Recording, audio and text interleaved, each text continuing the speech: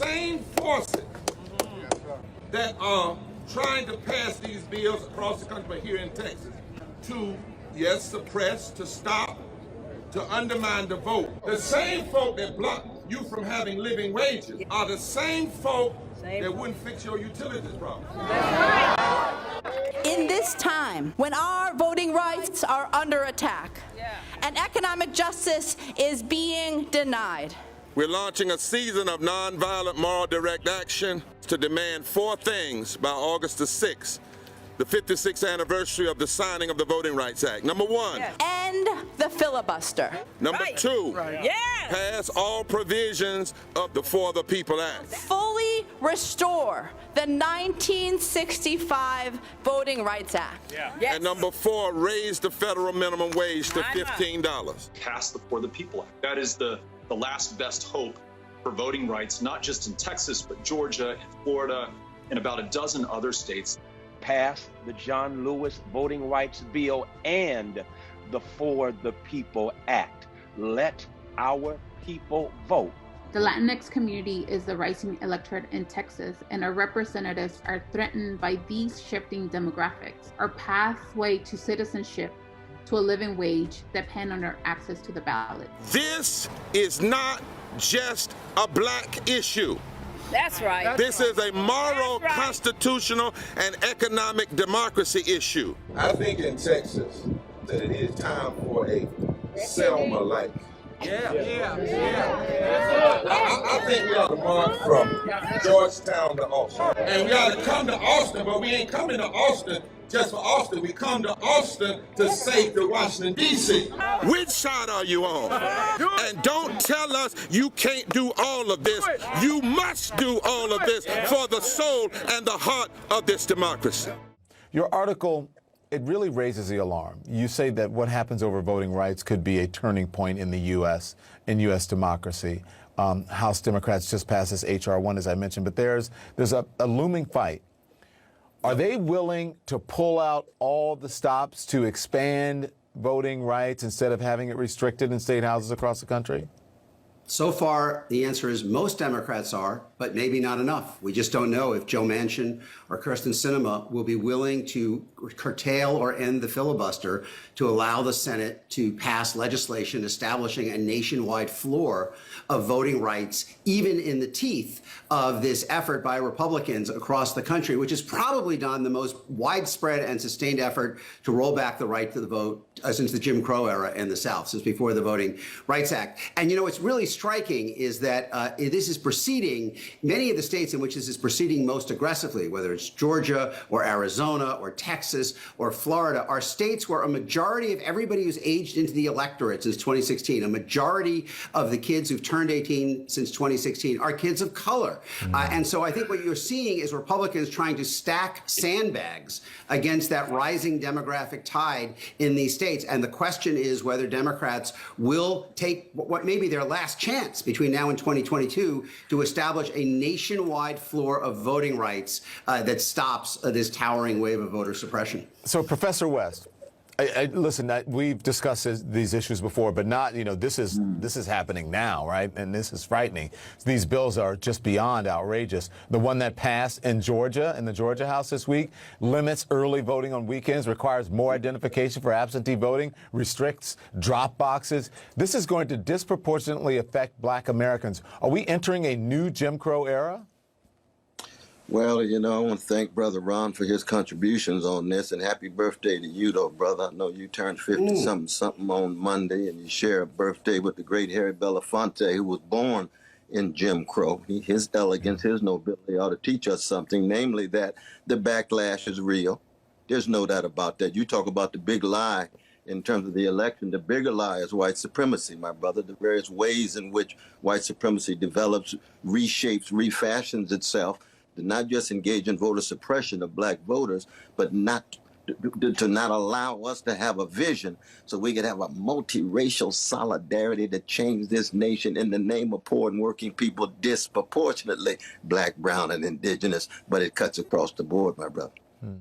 Welcome again to the Radical Imagination. I'm your host, Jim Vrettos. I'm a sociologist who's taught at John Jay College of Criminal Justice and Yeshiva University here in New York City. America is undergoing profound challenges to its already imperfect democracy on all sorts of levels. As we tape this show, Reverend William Barber of the Poor People's Campaign is leading a Selma-style moral march for democracy from Georgetown to Austin, Texas. The 27-mile march from July 28th to July 31st, July 31st, calls for, among other things, an end to the filibuster and full restoration of the 1965 Voting Rights Act. Ron Brownstein, senior editor at The Atlantic, has warned that Republican-controlled state legislatures are not only passing voting rights and ballot access restrictions, they're passing a torrent of bills to remake the country, reflecting the cultural and racial priorities of Trump's base. The Gotham Gazette wrote that the political candidates we never get in New York ironically happens because rules set up over a century ago to assure a more open, honest, and democratic process of elections have led to the opposite. They've become a powerful tool for political parties and incumbents to maintain their advantage. To New York politicos, the best elections are those in which there's only one candidate left on the ballot for voters to choose. If that's not enough, Michael Wolff, author of 3 books in 4 years about Donald Trump, strongly believes that Trump, as a defeated president who wants his vengeance, will run again in 2024. Our political system is at a national, state, and local level, rapidly approaching an existential reckoning. As Bob Moses, one of the pioneers of the civil rights movement, recently put it before he passed, I certainly don't know at this moment which way the country might flip. It can lurch backward as quickly as it can lurch forward. To help us navigate through the weeds of election reform, better understand the smoke and mirrors of our campaign, voting and election laws, we're thrilled to have Judy Jorrisch on the Radical Imagination. Judy is a native New Yorker, a longtime lobbyist, community, and union organizer, familiar with the colorful and contentious political battles of the city. In 1992, she campaigned for the state assembly in the 69th AD, running in the Democratic Party primary and general election as part of an independent voter rebellion, SLATE. She currently is launching a groundbreaking music and health wellness initiative, Breathe the Music Network, to address childhood asthma concerns and cutbacks in school music programs.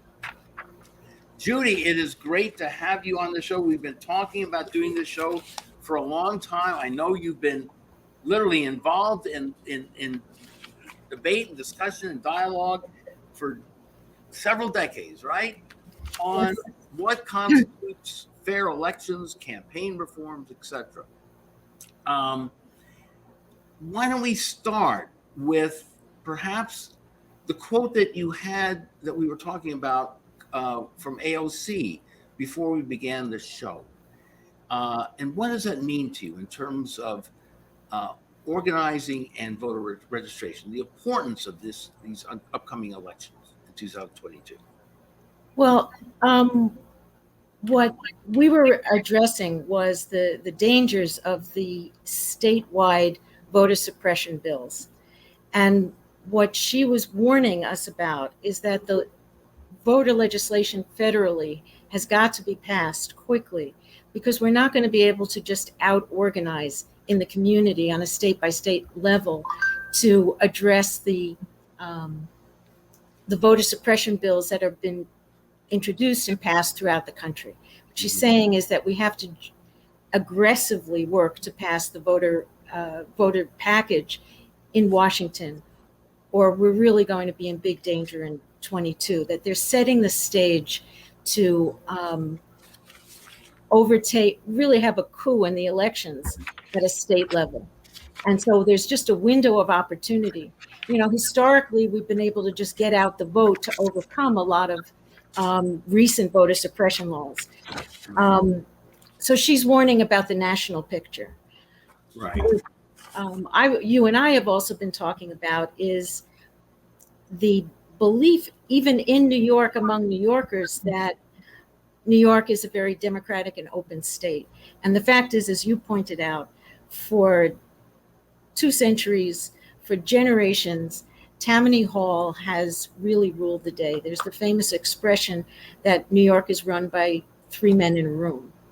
That changed a little bit in 2018, but the key legal and bureaucratic methods of holding on to incumbency and preventing voter participation are very much still there. And with the new state legislature, we have an opportunity to change those laws. So that's what I think that we should really grab in New York right now. Sure. What changed in 2018? And for our audience, who are the 3 people in that room there? Well, historically, it's been the governor and the 2 party chairs in the state house, the 2 chairs in the state legislature, most of whom are now in jail. Bruno and Friedman and all of these guys have rotated in and out of jail. All the people in that position who decide everything. There was a former state legislator who said to me, he ran this fabulous grassroots campaign in New York, was elected as a maverick, as an insurgent, as a man of the people. He said, 1 minute you're on the back of a pickup truck with a megaphone calling for a people's revolution, and you get to Albany and you're like a monkey just being wound up by the party bosses and the governor. He said, you can't do anything without that structure allowing you to do it. So right now, though, we are still, let's take a look at this city election, which had the most pathetic turnout. Yeah, what was it, roughly? Well, there are different ways of looking at it. Yeah. The registered Democrats who came to the primary, because the primary in New York, the Democratic primary, is the election where people are elected. The general election is just an exercise. Mm-hmm. It's not the election anymore. Mm-hmm. So fewer than 20% of registered Democrats came out. But among registered voters, we now know that Eric Adams, if it stands the way it is, Eric Adams will be the mayor. He was elected by 7.8% of registered voters in New York. That's insane. That's really insane. So it's how does the case, but this year even more so. Go ahead. How does this happen, Judy? How did we get ourselves in this situation? What are some of the rules and regulations that you mentioned? Section 160 is the main culprit. That this very technical section here in the election law in the primaries, it seems to be the linchpin to all of the. Well, this year was also an anomaly. So we had the. This is what you were talking about also in terms of the structures that create more democracy can sometimes end up being manipulated to produce less.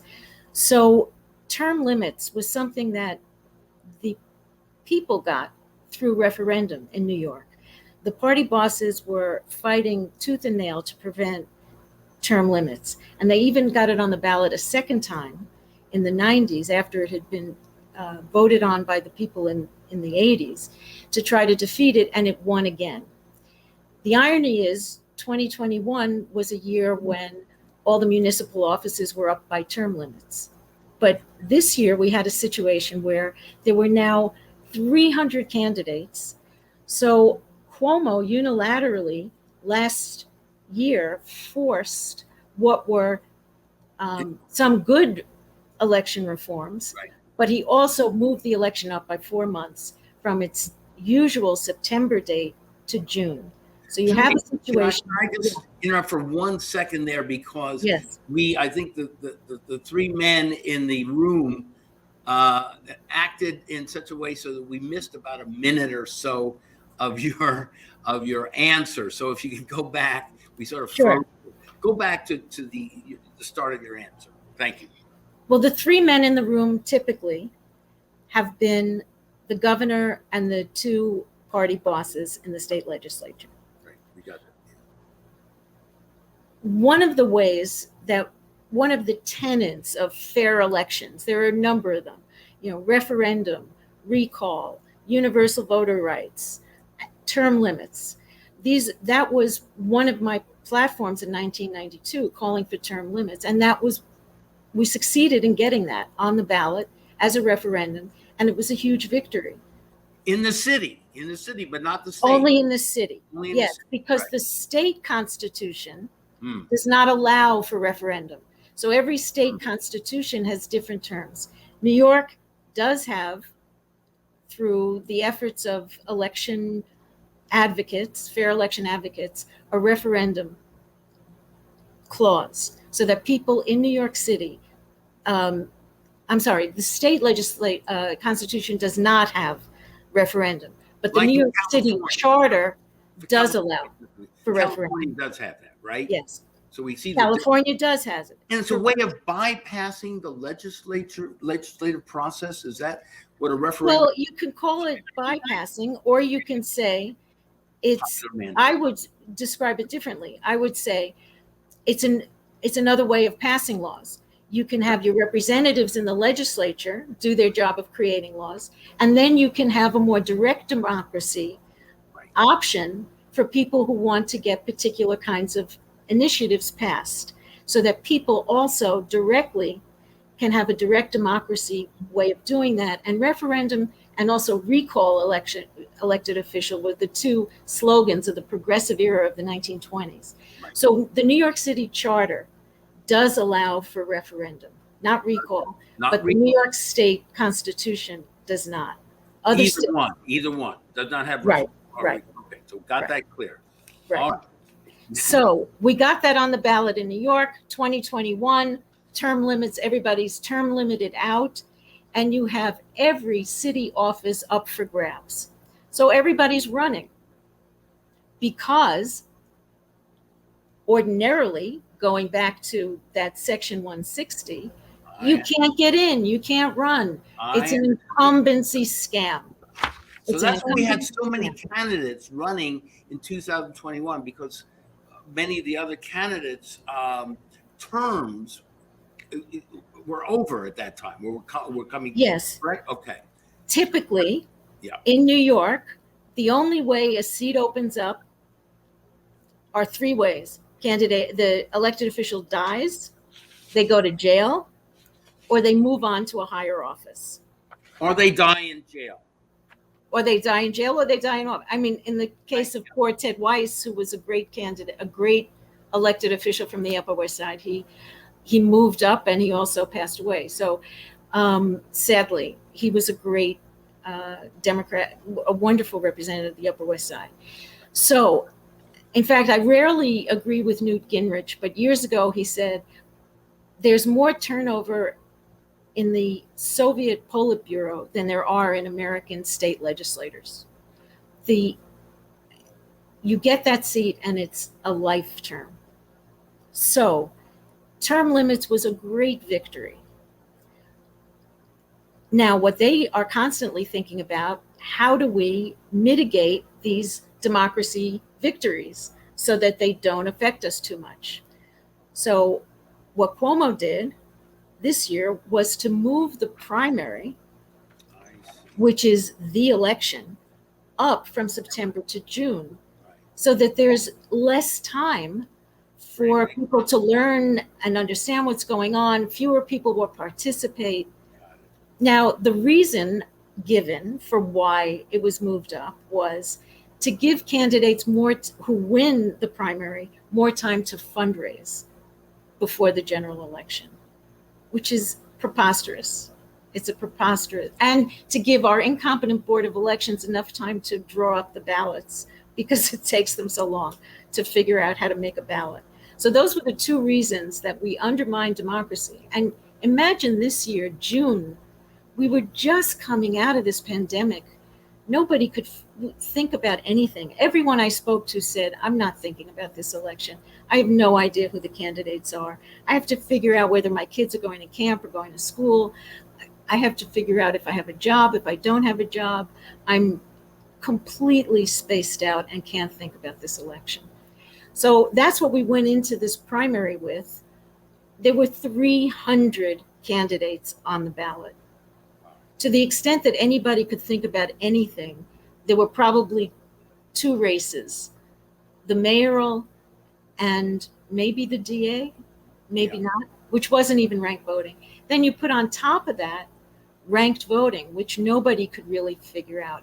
And that is a democracy tool, but it's structured differently in different places. Do you want to explain that more? We haven't figured it out yet. Yeah. Do you want to explain that a little more for the audience? Because again, it's still confusing, I think, for many people. There are different forms of ranked voting. Okay. I'm not an expert on all of them. And in fact, we're still taking a look at how this one worked and whether I felt in New York it was like betting on highlight, because your second choice was as important as your first choice and maybe more important. So there were all kinds of probabilities you had to figure out to know how to work it. And then you had Yang and Garcia pull this move, which was to pool their votes to try to knock other people out. So we were really manipulated because we didn't know how to use ranked voting to its most democratic advantage. And then you had the dirty deals, the attacks against Stringer, which seemed to have come to nothing, and not enough time for him to respond to those accusations. So that whole scenario of pushing a very big and complicated election with new voting rules, 300 candidates, and what does the governor do? He shortens the time for voter education by 4 months. And the adage in elections is nobody pays attention to elections till after Labor Day. Right, last couple of weeks. So yeah. And again, to bring in Section 160, which briefly. Okay, so that, yes. Can I read it, or is that going to be helpful? If more candidates are designated for the nomination of a party for an office to be filled. More slowly. Slowly. Okay, everybody. All right. If more candidates are designated for the nomination of a party for an office to be filled by the voters of the entire state, then there are vacancies. The nomination or nominations of the party shall be made at the primary election at which other candidates for public office are nominated. Can I stop you for a second? Please. Okay. That is the overall primary section. What you want is section 161 and 2. So it talks about how candidates get on the ballot for the primary. But section 2 I was going to read that. Yeah. Yes. All persons designated for uncontested offices or positions at a primary election shall be deemed nominated or elected thereto, as the case might be, without balloting. That's the important point, right? Right. So you tripped over the one word, which was uncontested. Uncontested. So if an incumbent, and it's almost always an incumbent, succeeds in knocking any challengers off the ballot, then he or she doesn't even appear on the ballot. So it's written in language that people don't really understand, first of all. It's without balloting. What does that even mean? Many people don't even realize, I would say 90% of the people who go to vote don't realize that their local representative isn't on the ballot for the primary election. They just see who is on the ballot. And they don't know that most of the people who represent them either had no challenger or knocked the challenger off the ballot before they could get on the ballot. And that's like the expert blood sport of New York politics. Right. And the politician that AOC defeated, Crowley, correct, never stood for election or re-election. He was never actually elected in an election where he could have been unseated. So he was appointed to his seat initially because his predecessor moved on. So he was appointed. It wasn't even a special election. He was appointed. And for the next 20 years, he remained unchallenged for that seat. So he never appeared on the ballot in the Democratic primary, which was the only viable election in his district. So he didn't take Ocasio seriously. It's a young Puerto Rican woman trying to get on the ballot. Or he figured, I'll just knock her off the ballot. But she knew what she was doing. And she worked with key people to make sure she got 10 times as many signatures as she needed. So even though they tried to knock her off, and they do line by line examinations, everyone who's been in the street and said, would you please stop and sign this petition? You have to get a certain number of signatures to get on the ballot. In the Democratic primary, it's not that many, but what they have their lawyers, they're all lawyered up to go through those petitions line by line. And I've represented and worked on campaigns of candidates in the South Bronx, all over the Bronx, particularly in the South Bronx, where the incumbents' lawyers and their operatives would take the signatures and they'd go to people's houses. Can you imagine, like poor people, immigrant communities, these officials knock on your door and say, is this your signature? And people are intimidated and frightened, and they will never sign another petition ever again. This key tool of democracy so that anybody can get on the ballot. People are made frightened of signing them. And that's one of the ways. Then they go, if they register with their middle initial and they didn't sign with their middle initial, the signature is invalidated. A million technicalities that could invalidate a signature. If the ED and the AD are in the reverse order in the petition, the signature is invalidated. But Judy, aren't they doing that also in other states and yes, voters? These line by line. That's the standard operating procedure of the two parties. Right. Try to knock your opponent off the ballot before you even run, so you have an open field.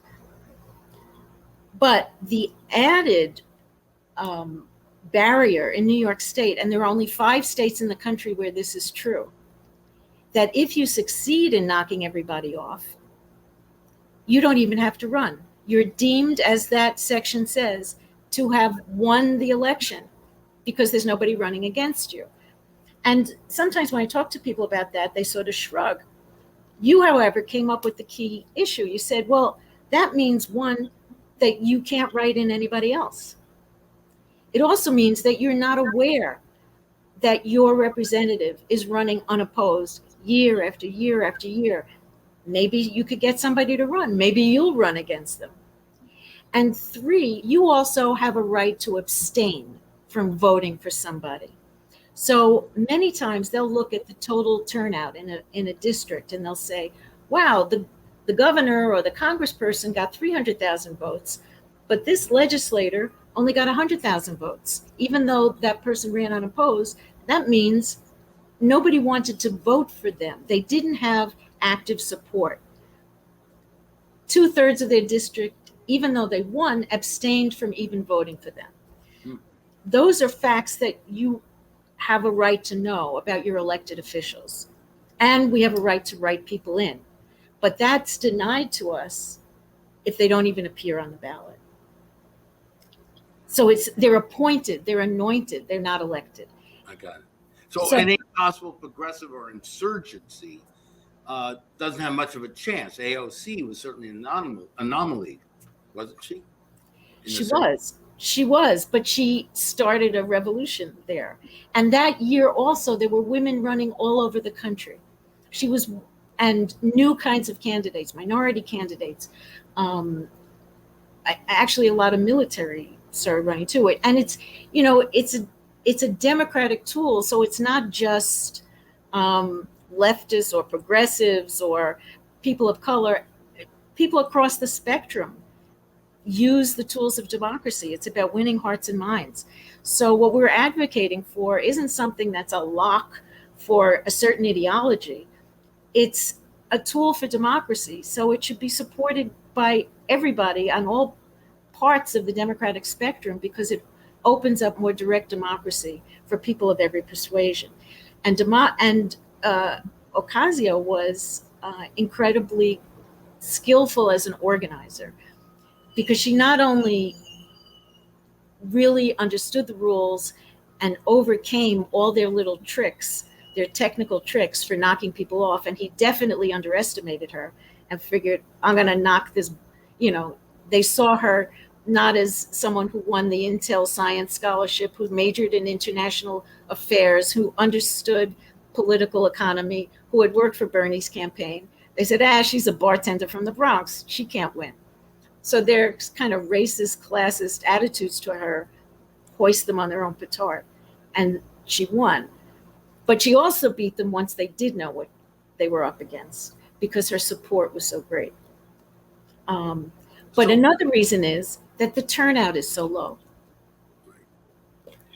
So is this the way? Now, this is a profound, I'm so glad you pointed this out. This is to make democracy really authentic here.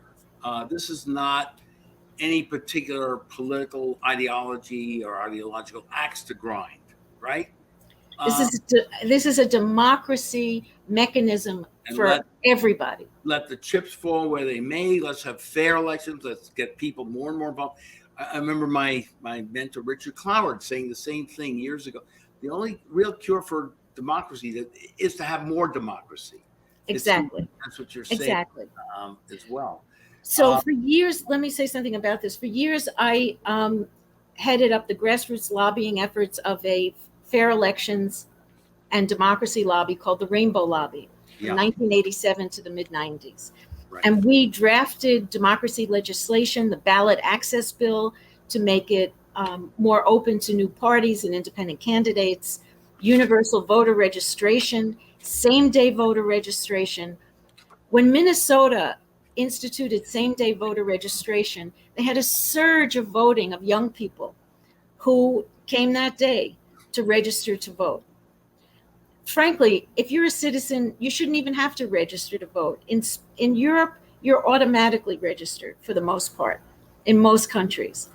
The whole act of registering and being able to be purged from the rolls is just a tool of the political bosses to be able to get rid of voters so that they can choose their voters rather than the voters choosing their candidates.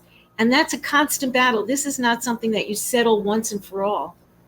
This is like a lifelong, history-long, country-long battle that is always waging. Like Woody Allen said in Annie Hall, a relationship is either moving forward or it dies. Same with democracy.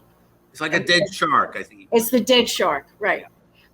A relationship is like a shark. It's either moving or it dies. Absolutely. And the fight for democracy is the same thing.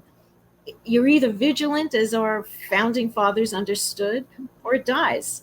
So just as we're always looking, we hope, for greater democracy, there are others always looking to contain democracy and overturn the things that you've won. So there's never like this point you say, okay, we got it, it's fine. Understood. Yeah, the tradition is stronger, as you pointed out, in Europe, where there is in between usually 70-80% turnout, whereas here it goes from 50 to 60%. Although we did, but in the primaries it's 20%. Got 10%, and that's what's different. They don't have that equivalent to the primaries in Europe, correct? The parties internally choose their own candidates. Right. They don't have these elections. Now, here's another issue with New York primaries, which is that they don't allow undesignated. They're closed primaries. They are the most closed primaries of all the forms of primaries in the country. So every state has a different kind of primary. They have open primaries where you can choose which primary you vote in. You just go to the polls and say, I'm voting in the Democratic one, I'm voting in the Republican one, I'm voting in the Independent Party one. Or you can have ones where you can choose in advance, not at the poll, but you have to register in advance for one party or the other. But in New York, you have to be a registered member of the party for 18 months in advance of the election.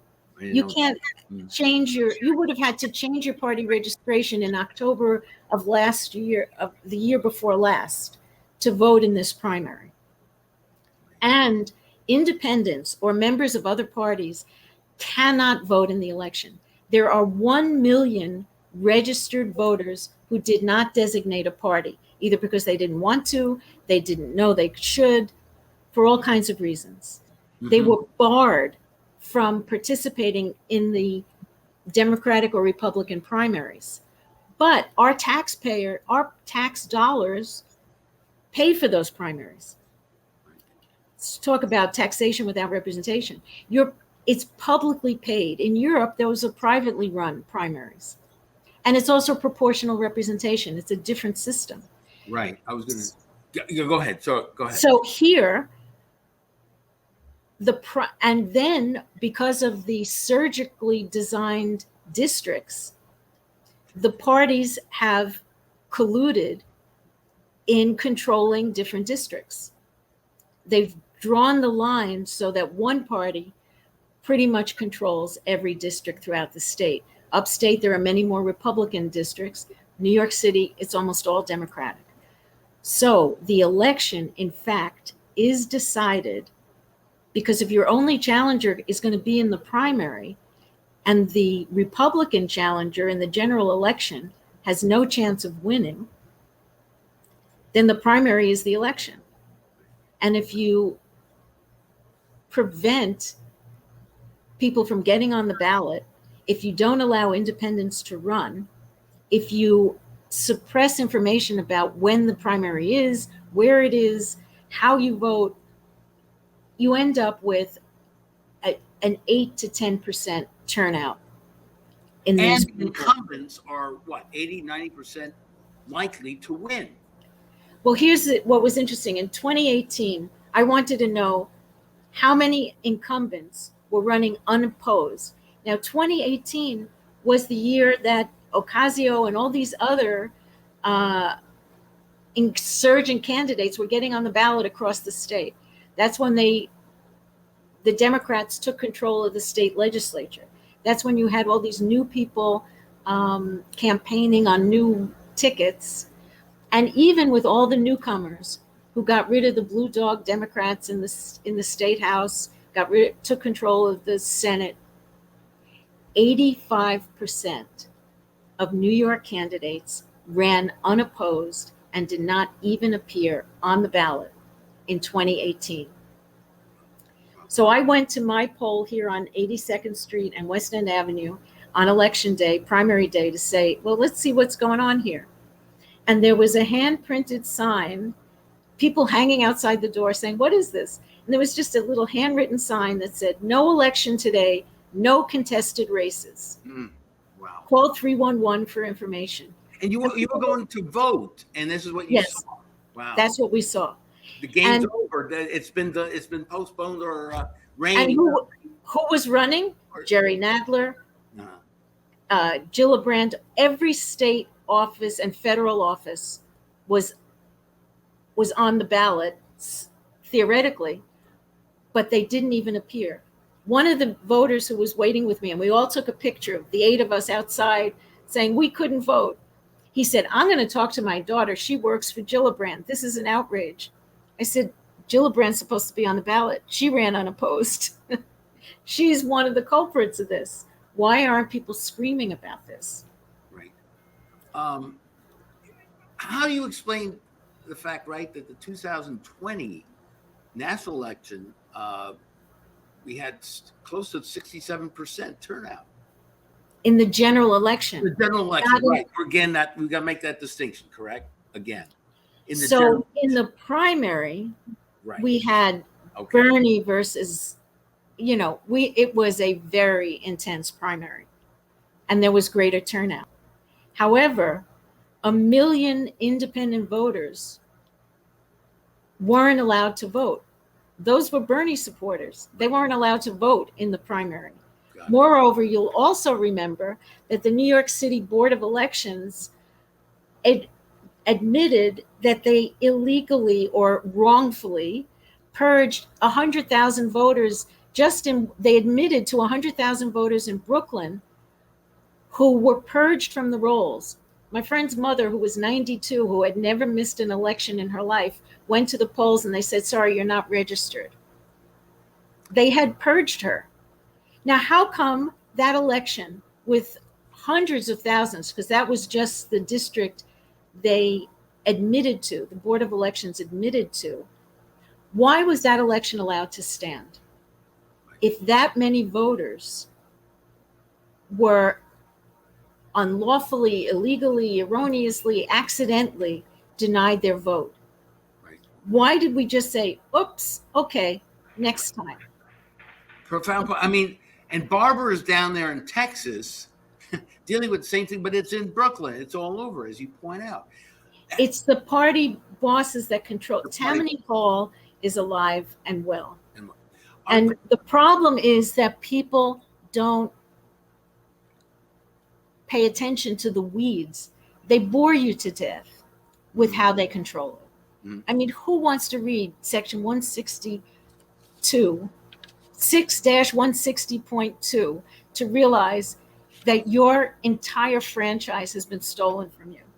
But we did that, and it was fascinating, and you brought it to life. But here's the thing.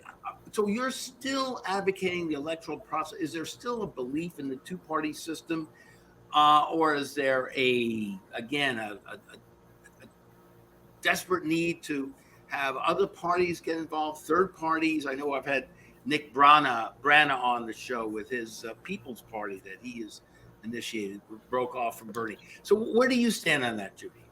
I've worked all my life for additional parties, because even if you don't win, you open up the debates. Just think of how other voices in the debate amplify the conversation. Cynthia Nixon running against Cuomo in the governor's race. And because the Democratic primary is the only race in town, you really have to do a sort of two-pronged process until we can open up debates and open up the dialogue for much longer. But the key thing right now in New York is that we're not even holding a primary that people can participate in. And yet that's the election that's deciding who gets elected. How do we fix this? How can we fix this? Well, there's legislation that can, two things have to be done immediately. The first is we have to repeal this one sentence in the election law. We have to demand that all candidates, all incumbents appear on the ballot in all the primaries. And we have to open the primaries to all voters. We have to have open primaries, not closed primaries, like the majority of states in the country. People have to be able to choose which party primary they want to vote in. I mean, I think there are much bigger changes that we need to make, but in the immediate future, the short-term corrective that could vastly change the whole game would be, in New York, is to break this incumbency scam, to bust open the incumbency scam of no primaries. But can we do this? We don't have the referendum. How do we do it? The state legislature, you have to go to your state legislature and say, where do you stand on repealing this section of the election law that would allow you as an incumbent to not even be on the ballot if you can knock your opponents off the ballot? That's step one. So first, people have to be educated that this even happens.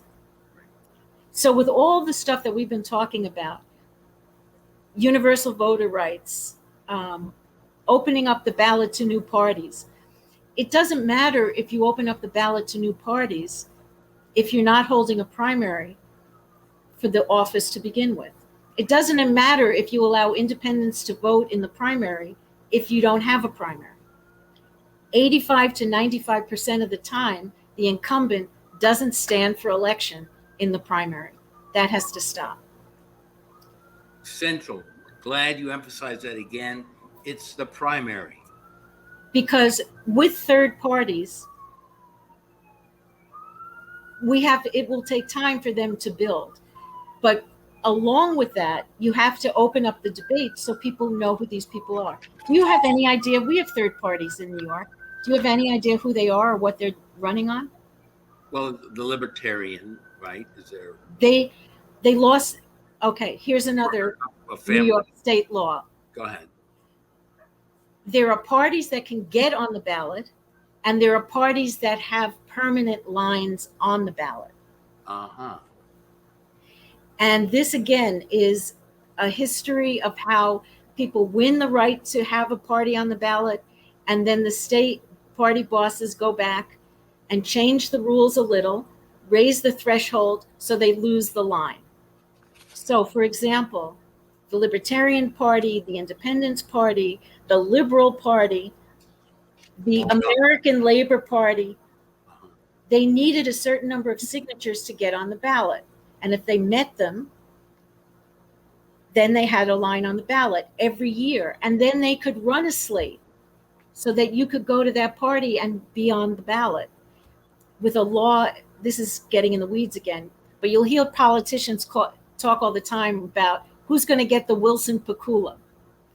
The Wilson Pakula means the party gives you that place on the ballot. So they sit around the clubhouse, they kiss people's rings, they donate money, and they get the Wilson Pakula. That still is how judges get on the ballot to this day. What about Working Families Party? Same thing operating there? They had to, there are many things to say about it, but they had to petition to get on the ballot, and they kept raising the threshold. And when they got through raising the threshold of the number of signatures, then they said, this is how many votes you need to stay on the ballot. And every time a party that would threaten the powers that be got that many votes, the next year they went back to the legislature and raised the threshold. So now it's that you need 1% or 50,000 votes in the general election to keep your line on the ballot, whichever is higher. Total number of votes, 1% or 50,000. But the Working Families Party got that. However, they ran Cynthia Nixon against Cuomo, which was the worst betrayal that they could do. Yeah, gotcha. And so this year, somehow, the Board of Elections changed the rule about signatures. And because they signed during the pandemic with an electronic signature, which they had accepted last year, on all the tens of thousands of petition signatures that they gathered in the street to get their candidates on the ballot, that the people signed and chose to have these people run, to give them the right to be on the ballot, to be part of the debate, the Board of Elections knocked them off the ballot because of a technicality that they changed their minds about, and that some judge who sat around a clubhouse decided to uphold. So there's no Working Families Party ballot. Now that could be somebody who one of the candidates could have run against Eric Adams for mayor, since he only got 700,000 votes. Judy, this has been a total enlightened conversation. I think you certainly educated me. I know many in the audience, but I want to spend a few minutes taking a breath here. We want to talk about your health wellness initiative, Breathe the Music Network. Tell us about this. What have you been doing? So, I've been this democracy advocate forever. I think my first campaign I ever worked on was for John Lindsay when I was 9 years old. But you had a crush on him too. I did. Who didn't? Well, who didn't? Yeah. So that's been a passion, but it's also the case that without this access to our government, we can't institute any of the things that are important around health and welfare, education reform, housing reform, all of these issues that are equally very, very important to me. And then I've worked in nonprofit all my life around those issues. And a number of years ago, having worked in community health and in music education, discovered that singing and wind instruments has been this wellness cure for asthma symptoms that pulmonologists and pediatricians have been talking to parents about for generations. For young kids with asthma, the doctor will say, get the kid a trumpet, put the kid in a choir. A friend of mine said, my doctor told my mother that in 1947. It's been the one of the most important ways that young people can build their lung capacity, and most importantly, can also gain control of breathing through breathing techniques. So it's both physiological and behavioral. And being part of a choir is also an enormously enriching, musically and theoretically and academically enriching activity for young people to learn music. It opens the brain like learning another language, and it's a joyful and wonderful group community building exercise. So while doctors have talked to parents about this individually for generations, because of my work in community health and in music education, I set up for the first time a model where we can do it on a group level, on a community level, and replicate it in unique and community-based settings that are applicable to each community. So it could come out of a community music school, out of a doctor's office, individual choirs, out of a church, out of a synagogue. And yeah, it's not exclusively for kids with asthma, but we're targeting kids with asthma who are debilitated by asthma symptoms. You talk to schools about what's needed most for kids to stop absenteeism, to increase attention in school. They say they need asthma treatments. Kids are falling asleep, they're absent. Families lose jobs because parents have to run and get their kids for asthma attacks.